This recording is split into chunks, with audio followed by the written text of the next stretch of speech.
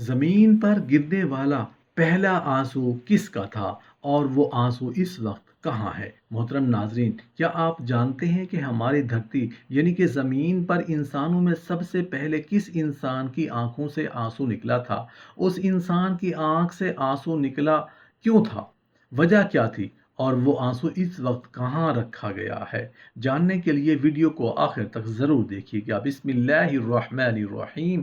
السلام علیکم ورحمۃ اللہ وبرکاتہ۔ نحمده ونصلی علی رسولہ الکریم، اما بعد۔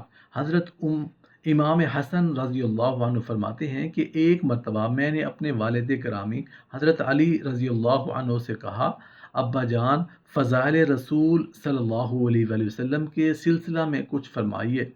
تو میرے والد گرامی حضرت علی رضی اللہ عنہ سے فرمایا، اے حسن، اگر دونوں جہاں فضائل نبی بیان کرنے لگیں پھر بھی وہ رسول اللہ صلی اللہ علیہ وآلہ وسلم کی توصیف کماحہ کا بیان نہیں کر سکتے، لیکن میرے والد یعنی حضرت علی رضی اللہ عنہ نے رسول اللہ صلی اللہ علیہ وسلم کی فضیلت کچھ یوں بیان فرمائی ہے کہ اللہ نے غزوہ تبوک کا حکم فرمایا تو رسول اللہ صلی اللہ علیہ وسلم کے مقابلہ میں لا تعداد کافر جمع ہو گئے۔ اللہ نے اپنے محبوب پر کرم فرمایا، دشمن ذلیل و خوار ہو گئے۔ حضرت علی رضی اللہ عنہ فرماتے ہیں کہ انہی دنوں رسول اللہ صلی اللہ علیہ وسلم کی خدمت میں ایک طویل القامت شخص آیا۔ اس جیسا لمبا تڑنگا انسان میں نے اپنی زندگی میں نہیں دیکھا تھا۔ رسول اللہ صلی اللہ علیہ وسلم نے فرمایا، تم کون ہو؟ وہ کہنے لگا، حضور، میں موسیٰ علیہ السلام کی اس قوم کا ایک فرد ہوں جس کے بارے میں اللہ تعالیٰ نے قرآن مجید میں فرمایا ہے، اتنی لمبی عمر ہے تمہاری؟ جی ہاں، میں نے 2150 سال تک اللہ کی عبادت کی ہے۔ پوچھا گیا، اتنی لمبی عمر کا راز کیا ہے؟ کہنے لگا، آپ سے اور آپ کی امت سے محبت یا رسول اللہ صلی اللہ علیہ وآلہ وسلم۔ اجنبی نے بات جاری رکھتے ہوئے عرض کیا، جب موسیٰ علیہ السلام کا وصال ہوا تو اللہ تعالیٰ نے یوشع علیہ السلام کو ظاہر فرمایا۔ میں ان کے لشکر میں تھا، ان کے لشکر میں 400 جھنڈے تھے جن پر لا الہ الا اللہ محمد الرسول اللہ مکتوب تھا۔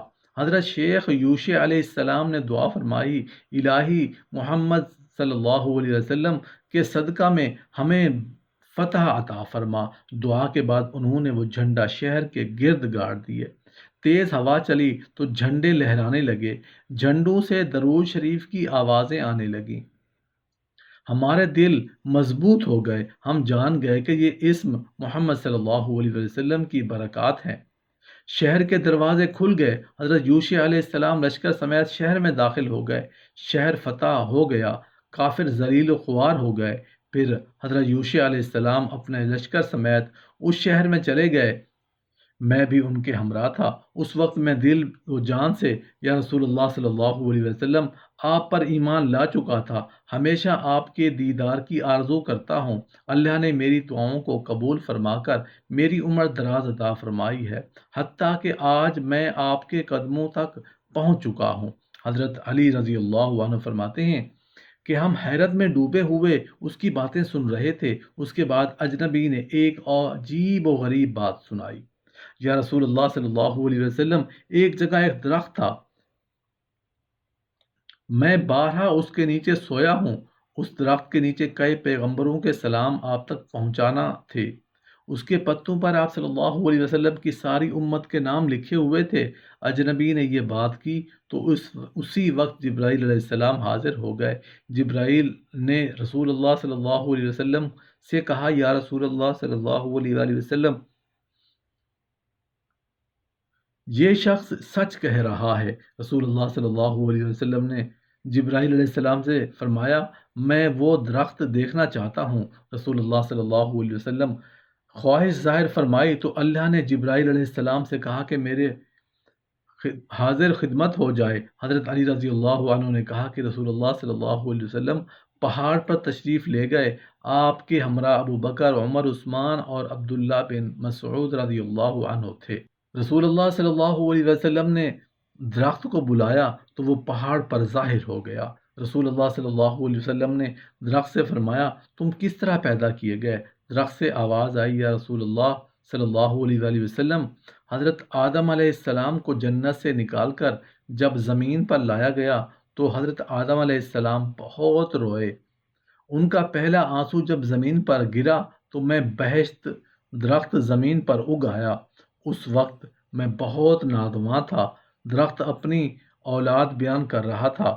درخت سے پھر آواز آئی، میرے بتوں اور شاخوں کو غور سے دیکھو یا رسول اللہ صلی اللہ علیہ وآلہ وسلم۔ دیکھنا، آپ پہ یہ لکھا ہوا تھا، مبارک ہو اسے جو اللہ اور اس کے رسول صلی اللہ علیہ وسلم پر ایمان لائے ہیں۔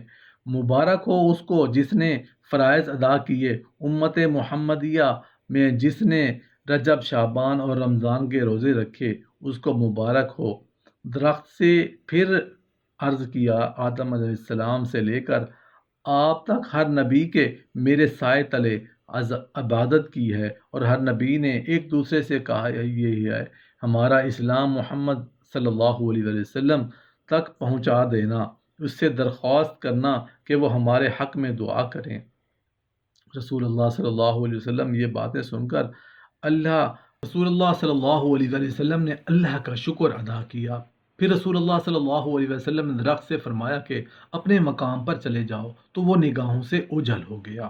ہمارا پکا سچا ایمان اور عقیدہ ہے کہ اللہ پاک نے اپنے بندوں کی ہدایت کے لیے بہت سے پیغمبروں کو دنیا میں بھیجا۔ یہ سب پیغمبر تمام گناہوں سے پاک ہیں اور اللہ پاک کے بہت ہی نیک بندے ہیں۔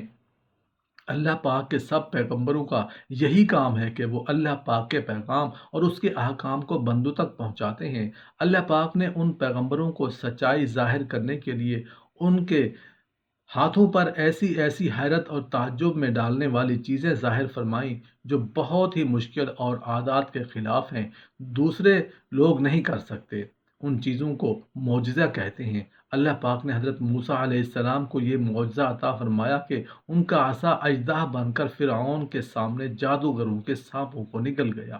حضرت عیسیٰ علیہ السلام کا یہ معجزہ تھا کہ مردوں کو زندہ فرما دیا کرتے۔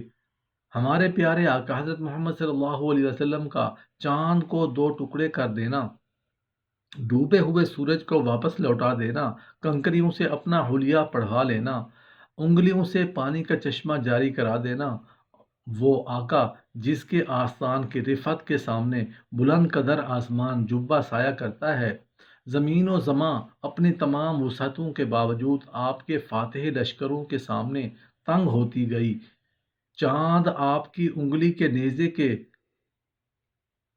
معجزاتی اشارے سے آسمان کے طبق میں ورق گلنار کی طرح 2 ٹکڑے ہو کر باد شمالی کی طرح کانپنے لگا۔